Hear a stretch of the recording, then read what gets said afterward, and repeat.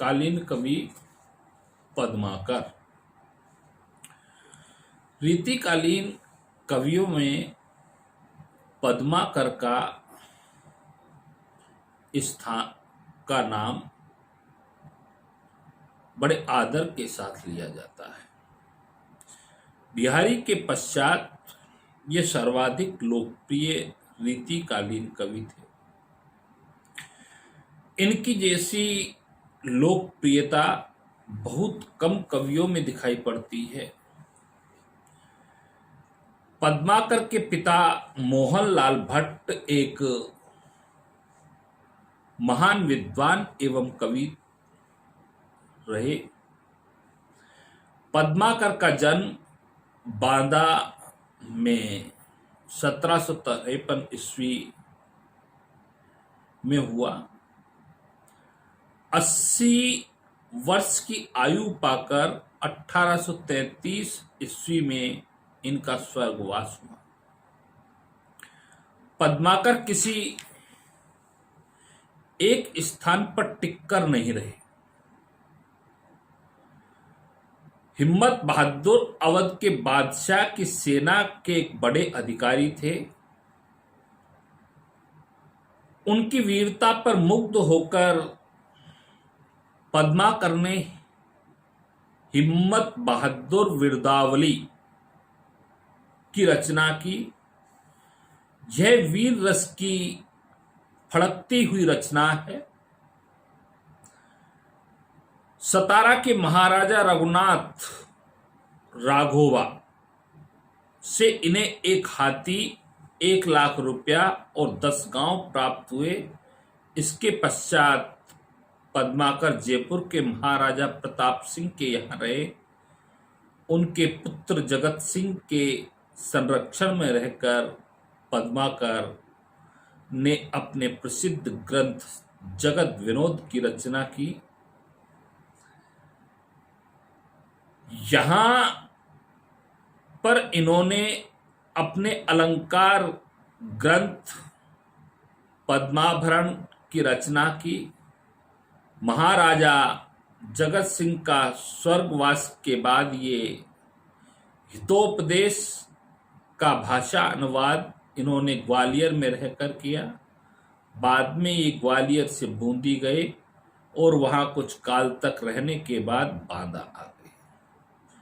अंतिम समय में ये रोगग्रस्त रहते थे, तभी इन्होंने प्रबोध पचासा की रचना की। अंतिम समय निकट जानकर ये कानपुर के गंगा तट पर रहने लगे और इन्होंने वहीं पर गंगा लहरी नामक काव्य की रचना की।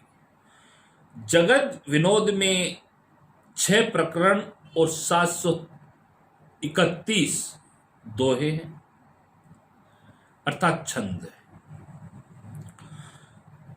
श्रृंगार रस एवं नायिका भेद का विशद विवेचन भी किया। काव्यांग लक्षण दोहों में है तथा उदाहरण कवित्व सवैयों में है। इस ग्रंथ की रचना के लिए आधार सामग्री भानुदत्त की रसमंजरी, केशव की रसिक प्रिया, विश्वनाथ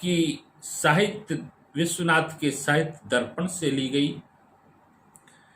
इस ग्रंथ की विशेषता यह है कि लक्षण सुबोध तथा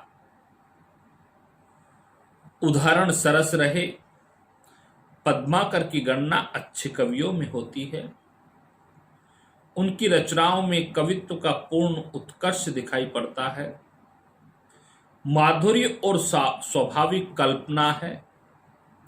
सजीव मूर्ति विधान हमें देखने को मिलता है। उपर्युक्त शब्द चयन हमें देखने को मिलते हैं। इन सभी के कारण कविता का भाव पक्ष एवं कला पक्ष दोनों ही सशक्त बन गए और भाषा प्रभावशील बन गई। इसी कारण से पद्माकर रीतिकाल के श्रेष्ठ कवियों में अपना स्थान रख पाए। फागु की भोर अबीरन में गई गोविंद से, गोविंद ले गई भीतर गोरी, भाव करी मन की पदमाकर, ऊपर नाव नाय अबीर की छोरी, छीन पीताम्बर कंबर तेसु, विदा दई मीडी कपोलन रोरी। नैन नचाए कही मुस्काए, मुस्काए लला फिर आइयो खेलन होरी। पद्माकर की कविता में अनुशासन प्रियता के साथ साथ कोमल भाव तरंग, मधुर कल्पना, साफ सुथरी ब्रज भाषा का प्रयोग है, लाक्षणिक शब्दों का प्रयोग दिखाई पड़ता है।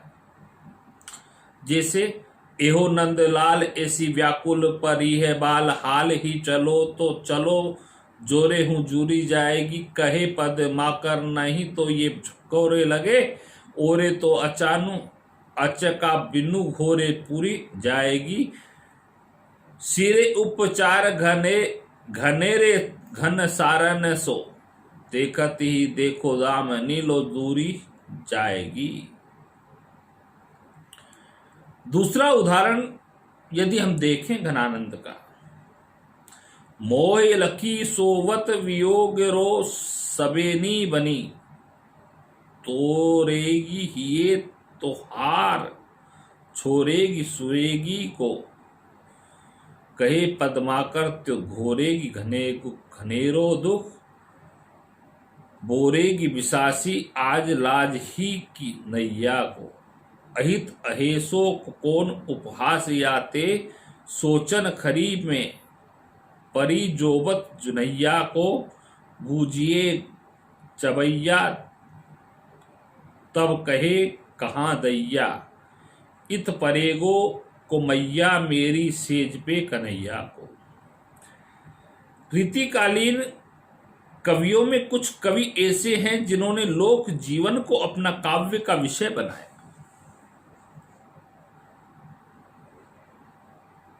जिन्होंने लोक जीवन को अपने काव्य का विषय बनाया, उनमें अधिकतर कवि वृंद हैं, गिरधर है, कविराय है, दीनदयाल गिरी है, बेताल कवि है।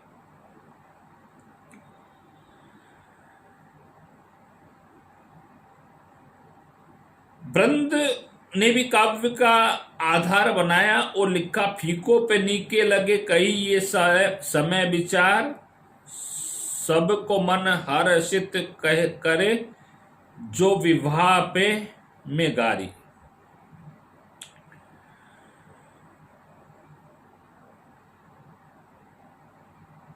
भले बुरे तब एक सम जो लो बोलत नाही, जानी परत है काग पिकु ऋतु बसंत के माहे। राजा प्रताप सिंह के सभा कवि बेताल चरखारी थे। उनकी रचनाओं में विक्रम को संबोधित करते हुए नीति काव्य की रचना की गई है। हाथी चंचल होए समर में सूंडी उठावे, घोड़ा चंचल होए झपट मैदान दिखावे, ये चारों चंचल भले पंडित गज तुरो, बेताल कहे विक्रम सुनी तरिया चंचल गजो। खेती बाड़ी से संबंधित अनेक कहावतें